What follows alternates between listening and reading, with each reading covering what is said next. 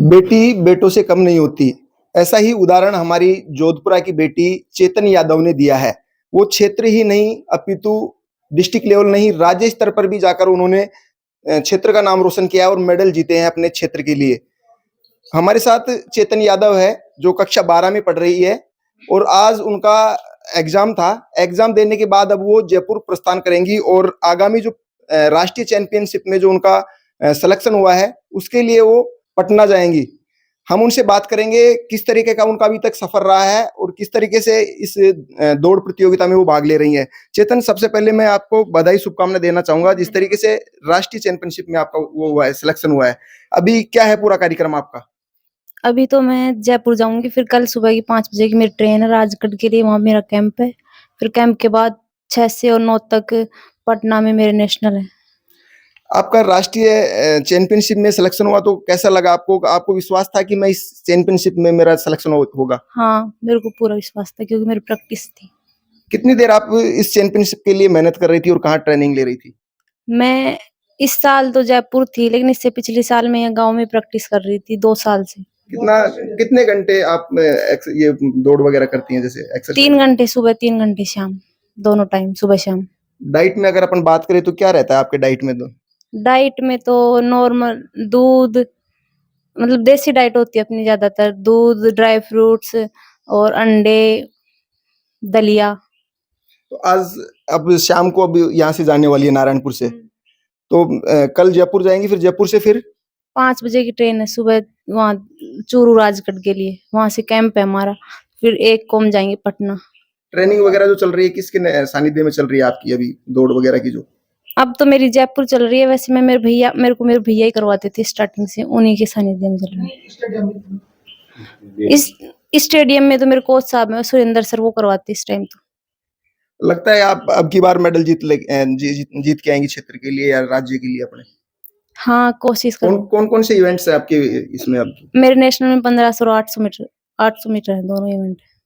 इस साल में आपने कितने मेडल वगैरह जीते अपने राज्य के लिए? 2023-24 में मैंने 8 मेडल जीते हैं स्टेट पे।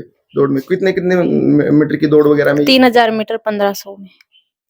एक अभी थोड़े दिन पहले अपने स्टेडियम में अभी उपखंड अधिकारी के द्वारा भी सम्मानित किया गया था, उसमें आपका नाम नहीं था। इस तरीके के इवेंट्स में आपको सम्मानित नहीं करना कहीं ना कहीं ठेस तो लगती होगी, क्या कहेंगे इसको लेकर? इसको लेकर तो मैं कुछ नहीं कहूंगी, वो तो उनकी सोच है। तो ये है बेटी चेतन यादव, काफी मजबूत इरादे हैं इनके और हम भी भगवान से दुआ करेंगे कि ये हमारे क्षेत्र के लिए, राज्य के लिए मेडल लेकर आए और हमारे क्षेत्र का नाम रोशन करे, अपने माता पिता का नाम रोशन करे। चेतन यादव के ताऊजी भी हमारे साथ हैं, उनसे भी जानने का प्रयास करेंगे कि चेतन को दौड़ में किस तरीके से इनकी रुचि लगी और क्या इनकी एक्टिविटी रहती है। सबसे पहले स्वागत है सर आपका। Thank you sir. सर, मैं जानना चाहूंगा चेतन जब छोटी थी तो किस तरीके से इनकी दौड़ की और रुचि लगी और कितना ये पसीना बहाती है? सर, चेतन मेरे सगे भाई की बच्ची है, मैं चेतन का ताऊ हूँ और नारायणपुर जो ब्लॉक है इसका मैं प्रेसिडेंट हूँ, प्राइवेट स्कूल का अध्यक्ष भी हूँ। चेतन मेरे पास में ही रहती है और नर्सरी से 10th क्लास तक तिरुपति इंग्लिश मीडियम में पढ़ी है और ये साधारण जमींदार एक सामान्य घर की बच्ची है। इनका खान पीन भी इसका नॉर्मल है, बट इसमें लगन, निष्ठा और इसमें कुछ कर गुजरने की ललक है। और ये यहाँ घर पे ही जो अपने स्थानीय स्टेडियम है इसमें लगातार पिछले 5 साल से अभ्यास करती रही है और निश्चित रूप से इसको मैं तो ये कहूँगा कि अंतर्राष्ट्रीय स्तर पर मान सम्मान मिलेगा और पहुँचेगी। ये एक गांव परिवार की बात नहीं है, मैं तो ये कहूँगा कि ये बच्ची देश के लिए एक गौरव के रूप में, एक धरोहर के रूप में, एक बहुत बड़ी उपलब्धि के रूप में निश्चित रूप से आएगी और हमारे देश का मान बढ़ाएगी। ये बहुत दुखद बात है कि जिस बच्ची को राष्ट्रीय स्तर पर चयन हो रहा है उस बच्ची को घर में या स्टेडियम में स्थानीय स्तर पर तवज्जो न देना, ये एक बहुत दुर्भाग्यपूर्ण विषय है। इसमें मैं किसी व्यक्ति विशेष पे आक्षेप नहीं लगाना चाहता, बट ये हमारी बहुत हल्की सोच है कि हम अपनी प्रतिभाओं को, हम अपने लोगों को नहीं पहचान रहे हैं और अन्य लोगों को महत्व दे रहे हैं। बाकी मैं चेतन के उज्जवल भविष्य की कामना करता हूं और घर परिवार से जितना सपोर्ट होना चाहिए वो हम बराबर कर रहे हैं।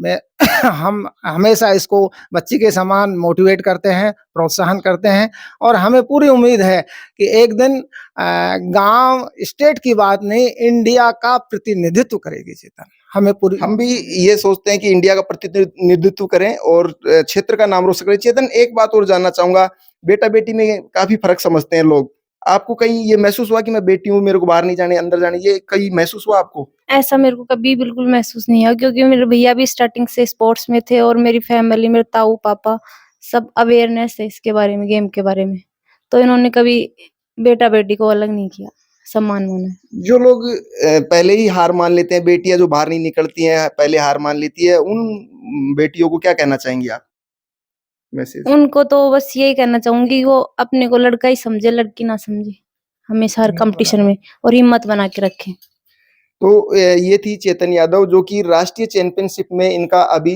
चयन हुआ है। इनके साथ हमारी भी शुभकामनाएं हैं कि ये हमारे क्षेत्र का नाम रोशन करे और हमारे क्षेत्र, हमारे राज्य के लिए ये मेडल लेकर आए। जिस तरीके से इन्होंने बताया कि 800 और 1500 मीटर की दौड़ में ये 6 से और 9 अप्रैल तक ये इवेंट चलेगा, उसमें ये मेडल लेकर आए और निश्चित क्षेत्र का नाम रोशन करेंगी। इस तरीके की शुभकामनाएं हमारी हैं। कैमरामैन मुरारी के साथ में बिंटू कुमार, देखते रहिए बिंटू की नजर।